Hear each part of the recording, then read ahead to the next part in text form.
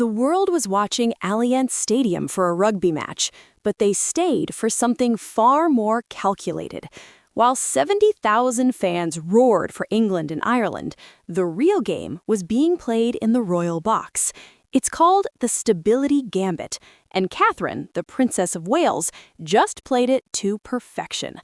But beneath the polished trench coat and the effortless smiles lies a family in a state of absolute freefall. You see, while Catherine was cheering in Twickenham, the very foundations of the British monarchy were being rocked by a scandal so explosive it makes everything that came before look like a rehearsal. Imagine the scene. The air is freezing, the stakes of the Six Nations Championship are at a breaking point, and the pressure on the princess is unimaginable. Just days ago, the headlines weren't about rugby, they were about a birthday arrest. Andrew Mountbatten-Windsor, the former Duke of York, taken into custody on his 66th birthday. The charge? Misconduct in public office. The location? Wood Farm, just a stone's throw from the family's private sanctuary at Anmer Hall.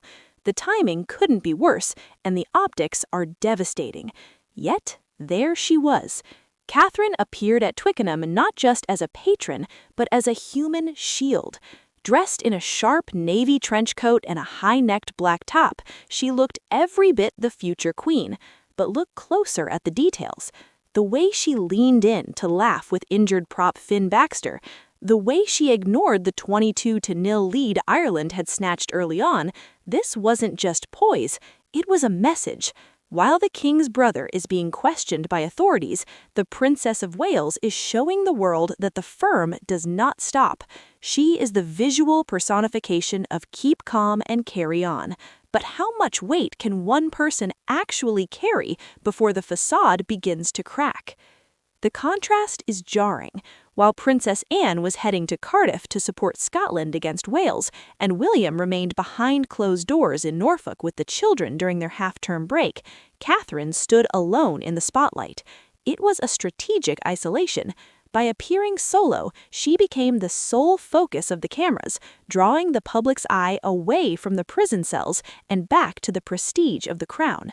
It's a masterclass in PR distraction, but it begs the question, is the public actually buying it?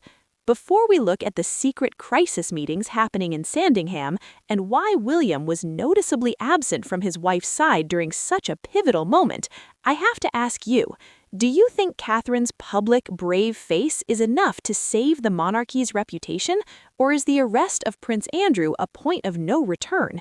Tell me your thoughts in the comments. I want to see if the public mood matches the cheers in the stadium. And if you want to stay informed on the hidden moves the palace is making to survive this storm, make sure to subscribe and hit that bell icon. In a crisis this big, you need to know what's happening behind the scenes. Now, let's get back to it. The significance of this specific engagement cannot be overstated. This wasn't just a scheduled duty, it was a litmus test. Sources close to the palace indicate that while William and Catherine are maintaining a strict no-comment policy, they are in total alignment with King Charles's measured response. But measured is often code for damage control. The reality is that the arrest took place within the inner sanctum of the royal estates. The safety of the royal bubble has been popped.